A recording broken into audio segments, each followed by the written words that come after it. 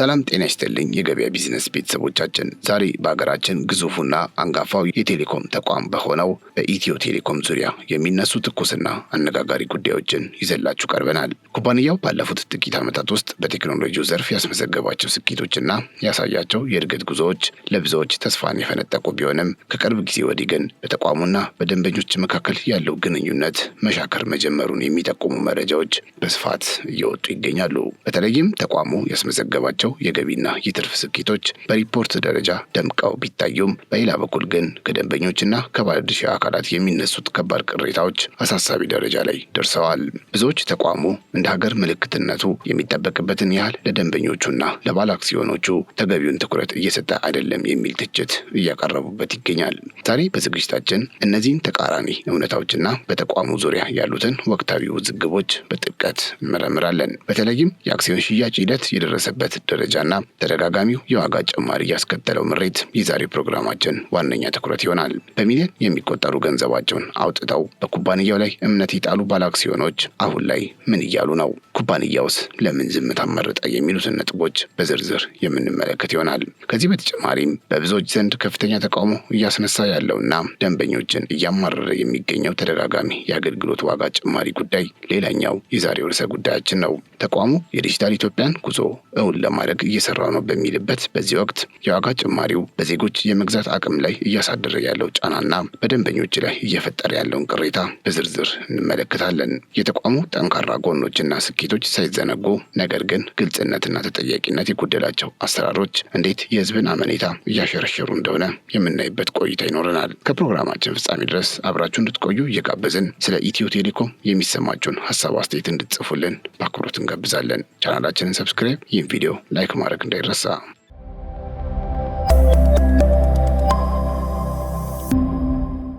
ኢትዮ ቴሌኮም በኢትዮጵያ ውስጥ ግዙፉና አንጋፋ የመንግስት የልማት ድርጅት ሆኖ ለብዙ አስርት ዓመታት አገልግሎት ሲሰጥ የቆየ ተቋም ነው።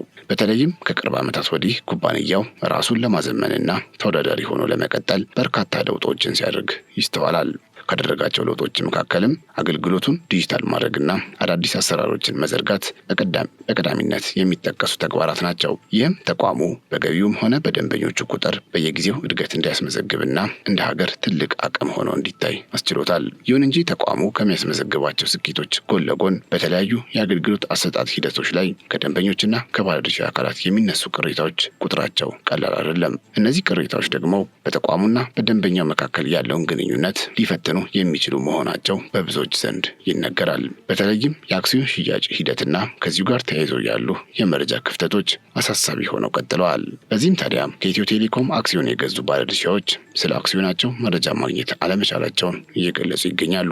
ኩባንያው 10% ድርሻውን ለኢትዮጵያውያን በሽያጭ አቅርቦ ከገዙ 1 ዓመት ከ6 ወር በላይ ቢሆናቸውም እስካሁን የትርፍ ክፍፍልም ሆነ ሪፖርት እንዳልደረሳቸው ተናግረዋል። አክሲዮኑ ለሽያጭ መቅረቡ ይፋ እንደተደረገ መግዛታቸውን የሚገልጹት ባለድርሻዎች እየሰራን ነው ከሚል ምላሽ ውጪ ምክንያቱ ምን እንደሆነ በግልጽ አልተነገረንም ይላሉ። አክሲዮኑን የገዙት ትርፋማ ለመሆንና ራሳቸውን ለመጥቀም ቢሆንም ስራው ምን ደረጃ ላይ እንዳለ ለባለ አክሲዮኖቹ በግልጽ ሊነገር ይገባል የሚል ጥያቄ እያነሱ ነው።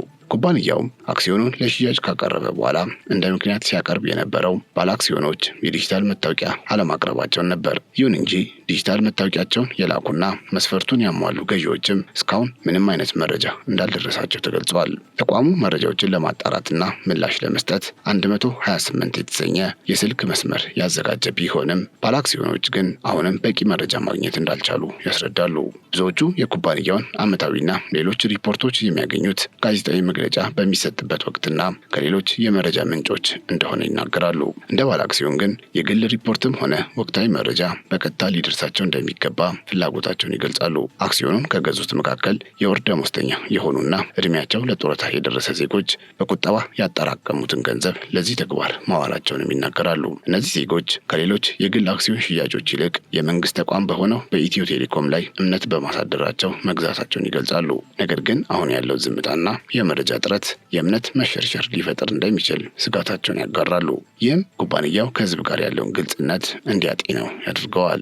ስለዚሁ የአክሲዮን ባለቤቶች ጥያቄ ሪፖርተር ጋዜጣ ያነጋገራቸው አቶ ኃይሉ ታደሰ የተባሉ ባለድርሻ ከዓመት ተኩል በላይ ለሚሆን ረጅም ጊዜ በትዕግስት ቢጠብቁም እስካሁን ምንም አይነት ተጨባጭ መረጃ እንዳልደረሳቸው በምሬት ገልጸዋል። አክሲዮን ገዢዎች በራሳቸው ተነሳሽነት መረጃ ለማግኘትና ጉዳዩ ምን ደረጃ ላይ እንዳለ ለማረጋገጥ ወደ ተቋሙ ቢመላለሱም ተገቢው ምላሽ የሚሰጥ አካል አለመኖሩን ተናግረዋል። ኩባንያው ለዘገየበት ምክንያት በሰበብነት ያቀረበውን የዲጂታል መታወቂያ ጉዳይ ደንበኞች በአግባቡ ቢፈጽሙም አሁንም ድረስ የትርፍ ክፍፍልም ሆነ የስራ አፈጻጸም ሪፖርት አለመላኩ ለጥርጣሬ በር የሚከፍት መሆኑን ባለአክሲዮኖች አስረድተዋል። እንዲህ ያለው ግዙፍ ተቋም የአክሲዮን ባለቤቶቹን መብትና ፍላጎት ችላ ማለቱ ወደፊት ሊኖር የሚችለውን የግል ባለሀብቶች ተሳትፎ ሊያቀዘቅዝ ይችላል የሚል ስጋትም አሳድሯል። ግልጽነት በጎደለው መንገድ የህዝብን ገንዘብ ይዞ መቆየት ለተቋሙ ቢሆን መልካም ስም የሚሰጥ አይደለም ነው የተባለው። ስለዚህም ተቋሙ ያሉበትን ተግዳሮቶች በግልጽ ለባለ አክሲዮኖች የማሳወቅ የሞራልና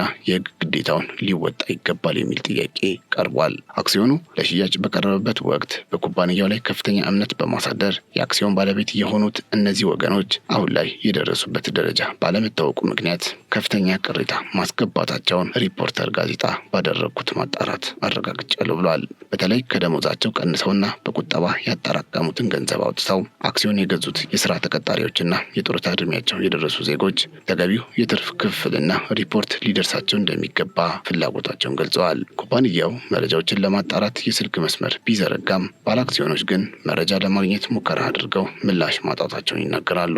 እንደ ባለአክሲዮን ባለቤትነታቸው መብታቸው ሊከበርና ስራው ያለበት ደረጃ በዝርዝር ሊነገራቸው ቢገባም እስካሁን ያለው ዝምታ ግን በኩባንያው ላይ የነበራቸውን እምነት እየሸረሸረው ይገኛል። ይህም ተቋሙ በህዝብና በባለአክሲዮኖች መካከል ያለውን የግልጽነት አሰራር በጥብቅ ሊመረምር እንደሚገባና አፋጣኝ ምላሽ መሰጠት እንዳለበት የሚያሳስብ ነው። ባለአክሲዮኖቹ አሁንም ቢሆን ኩባንያው ያለበትን ሁኔታ በዝርዝር እንዲገልጽላቸው እየጠበቁ መሆኑም ተገልጿል።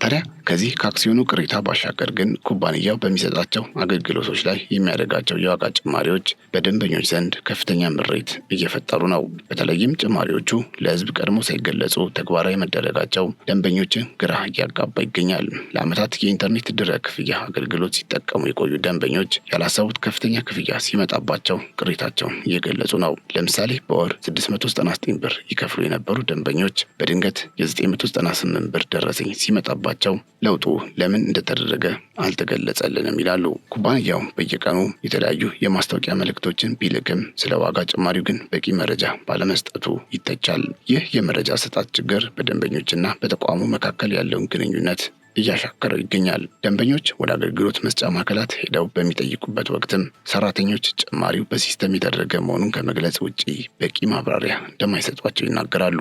ትላልቅ ኢንተርፕራይዞችም ጭምር የዋጋ ማሻሻያ መደረጉን የሚያውቁት ክፍያ ለመክፈል በሚሄዱበት ወቅት እንደሆነ ይነገራል። ይህ አሰራር ደንበኞች በራሳቸው በጀትና አቅም ላይ አስቀድመው እንዳይወስኑ እንቅፋት ሆኖባቸዋል። ተቋሙ እንደ ሀገር ምልክት የሚታይ ከመሆኑ አንጻር ማናቸውንም የዋጋ ማስተካከያዎች በሚዲያ በኩል በግልጽ ማሳወቅ ነበረበት የሚሉ ድምጾች ይሰማሉ። የዋጋ ጭማሪው ከጊዜ ወደ ጊዜ እየጨመረ መሄዱም ነገ ምን ሊፈጠር ይችላል የሚል ስጋት በደንበኞች ዘንድ ፈጥሯል። ይህም ተቋሙ በደንበኞቹ ላይ ያለውን ተሰሚነት ሊቀንስ እንደሚችል ይገመታል።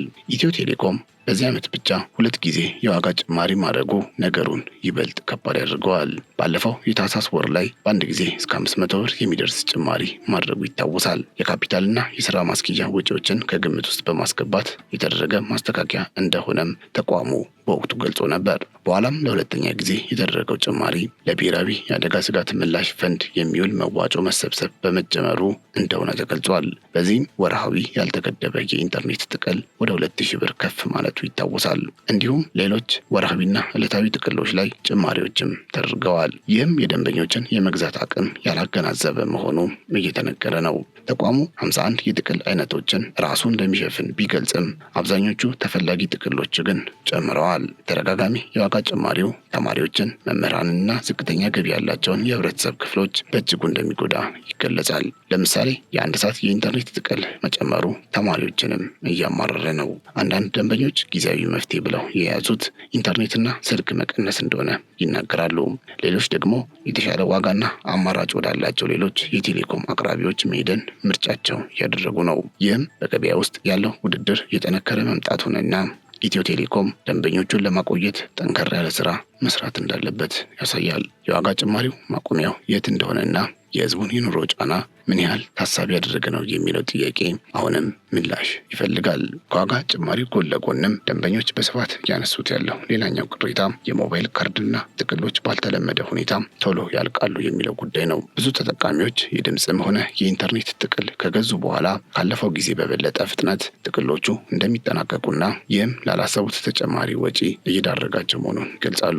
በተለይም የኢንተርኔት ዳታ ምንም አይነት ዳውንሎድ ሳይደረግበትና በቂ አጠቃቀም ሳይኖር በደቂቃዎች ውስጥ ማለቁ እንዲሁም የሞባይል ካርድ ቀሪ ሂሳብ ያለበቂ አገልግሎት ማለቁ በተደጋጋሚ የሚሰማ ቅሬታ ሆኗል። ይህ አሰራር ደንበኞች በተቋሙ የሂሳብ ስሌትና ግልጽነት ላይ ጥርጣሬ እንዲያሳድሩ እያደረገ ሲሆን የከፈልኩትን ያህል አገልግሎት አላገኘውም የሚለው ስሜት እየበረከተ መጥቷል። እንዲህ ያለው የአገልግሎት አሰጣጥ ችግር ከዋጋ ጭማሪው ጋር ተደምሮ ደንበኞች አማራጭ የቴሌኮም አቅራቢዎችን እንዲፈልጉና በተቋሙ ላይ ያላቸው እርካታ በከፍተኛ ደረጃ እንዲቀንስ ምክንያት እየሆነ ይገኛል ተብሏል። በእርግጥ ተቋሙ በተለያዩ ጊዜያት ዘመኑን የዋጁና የኢትዮጵያን የዲጂታል ጉዞ የሚያፋጥኑ በርካታ ስኬታማ ስራዎችን እያከናወነ መሆኑ የሚካድ አይደለም። ኢትዮ ቴሌኮም የዲጂታል ኢትዮጵያ ራዕይን እውን ለማድረግ በግንባር ቀደምትነት እየሰራ ሲሆን በተለይም የ5G ቴክኖሎጂን በዋና ዋና ከተሞች ማስተዋወቁ በአርአያነት የሚጠቀሰው ተግባሩ ነው። ከዚህ በተጨማሪም እንደ ቴሌብር ያሉ የዲጂታል ፋይናንስ አገልግሎቶች የዜጎችን የዕለት ተዕለት ህይወት ከማቅለላቸውም በላይ ለገንዘብ ዝውውርና ለክፍያ ስርዓት ዘመናዊነት ያበረከቱት አስተዋጽኦ ከፍተኛ ነው። ተቋሙ በ6 ወራት ውስጥ ብቻ ከ85 ቢሊዮን ብር በላይ ገቢ ማስመዝገቡና በቢሊዮን የሚቆጠር ትርፍ ማግኘቱ በትክክለኛ የእድገት ጎዳና ላይ መሆኑ ማሳያ ተደርጎ ይወሰዳል። እነዚህ ዘመናዊ የመሰረተ ልማት ዝርጋታዎችና የቴክኖሎጂ ሽግግሮች ኩባንያው በአፍሪካ ደረጃ ያለውን ተወዳዳሪነት የሚያሳድጉና የሀገሪቱን የኢኮኖሚ እንቅስቃሴ የሚያነቃቁ መሆናቸው ይታመናል። ይሁን እንጂ እነዚህ ስኬቶች በደንበኞች ዘንድ ተገቢውን ዋጋ እንዲያገኙና ዘላቂ እንዲሆኑ ከተፈለገ አገልግሎቶቹ ለህዝቡ ተደራሽ በሆነና ፍትሐዊ በሆነ የዋጋ ተመን መቅረብ እንዳለባቸውም በሰፊው ይነገራል። ኩባንያው ያስመዘገባቸው እነዚህ ደማቅ ስኬቶችና የቴክኖሎጂ ውጤቶች አላግባብ በሚጨምሩ የአገልግሎት ዋጋዎች ምክንያት ጥላ እየተጋረደባቸው ይገኛል። ተቋሙ በየጊዜው የሚያደርጋቸው የዋጋ ጭማሪዎች ህዝቡ ከዘመናዊ ቴክኖሎጂ ተጠቃሚ እንዲሆን ከማበረታታት ይልቅ ተጠቃሚነቱ በገንዘብ አቅም የተገደበ እንዲሆን እያደረጉት ነው ተብሎ ይታመናል። በተለይም በዲጂታል ዘመን እንደ ቅንጦት ሳይሆን እንደ አስፈላጊ ግብዓት የሚታየው የኢንተርኔት አገልግሎት ዋጋው እየናረ መምጣቱ የተቋሙን ዲጂታል ኢትዮጵያን እውን የማድረግ ራዕይ ጥርጣሬ ውስጥ የሚጥል ሆኗል። ትርፋማነት ለተቋም እድገት ወሳኝ ቢሆንም ይህ ትርፍ በደንበኞች ላይ በሚጫን ያልተመጣጠነ የዋጋ ጭማሪ የሚመጣ ከሆነ የህዝብን አመኔታ ሊያሳጣ ይችላል።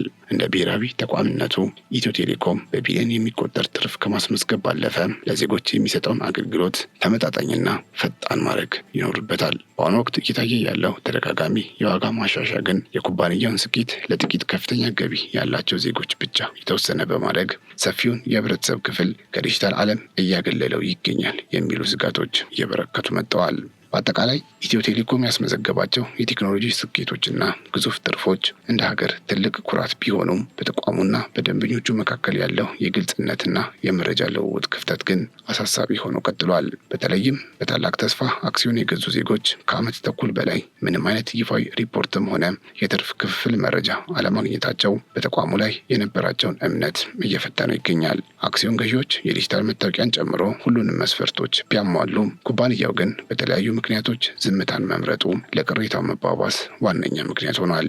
ይህ የመረጃ እጥረት ከጥቃቅን ባለአክሲዮኖች ባለፈ ወደፊት ኩባንያው ድርሻውን ለዓለም አቀፍ ገበያ ሲያቀርብ ሊኖረው በሚችለው ተሰሚነት ላይ አሉታዊ ተጽዕኖ ሊኖረው ይችላል የሚል ስጋትም በሰፊው ይደመጣል። ስለዚህም ተቋሙ ስኬቱን በሪፖርት ብቻ ከመግለጽ ባለፈ ለባለድርሻ አካላቱ ወቅታዊና ግልጽ መረጃዎችን ተደራሽ በማድረግ በዲጂታል ሽግግር ውስጥ የነበረውን አሳታፊነት በተግባር ሊያረጋግጥ ይገባል። ከዚህም ባሻገር ተቋሙ የሚከተለው ተደጋጋሚና ያልተጠበቀ የዋጋ ጭማሪ ኩባንያው ካለው ዲጂታል ኢትዮጵያን እውን የማድረግ ራዕይ ጋር የሚጣጣም አይደለም የሚሉ ድምጾች ይበረክታሉ። ምንም እንኳ የስራ ማስኬጃ ወጪዎችና የተለያዩ ማህበራዊ ፈንዶች ጭማሪውን አስፈላጊ ቢያደርጉትም ደንበኛው አስቀድሞ መረጃ ሳይሰጠው በድንገት ከፍ ያለ ክፍያ እንዲከፍል መገደዱ ተቋሙ ለደንበኞቹ ያለውን ክብር ጥያቄ ውስጥ የሚጥል ነው። በተለይ ዝቅተኛ ገቢ ያላቸው የህብረተሰብ ክፍሎች፣ ተማሪዎችና መምህራን ከኢንተርኔትና ከቴክኖሎጂ ተጠቃሚነታቸው እየተገፉ መሆናቸው ሀገራዊው የዲጂታል እድገት ፍትሐዊነቱን እንዲያጣ ሊያደርገው ይችላል። በመሆኑም ኢትዮ ቴሌኮም አትራፊነቱና ስኬቱን ከዜጎች የመግዛት አቅም ጋር በማመጣጠን የአገልግሎት ዋጋውንና የመረጃ አሰጣጥ ስርዓቱን ዳግም ሊመረምር ይገባል። ተቋሙ የህዝብን አመኔታና እርካታ ማረጋገጥ ካልቻለ በገበያ ውስጥ እየታዩ ያሉ አማራጭ ተፎካካሪዎች የደንበኞቹን ምርጫ በቀላሉ ሊቀይሩት እንደሚችሉ መገመት አያዳግትም። ለዛሬ አበቃን። አብራችሁን ስለነበራችሁ እጅግ እናመሰግናለን። በያላችሁበት ሰላም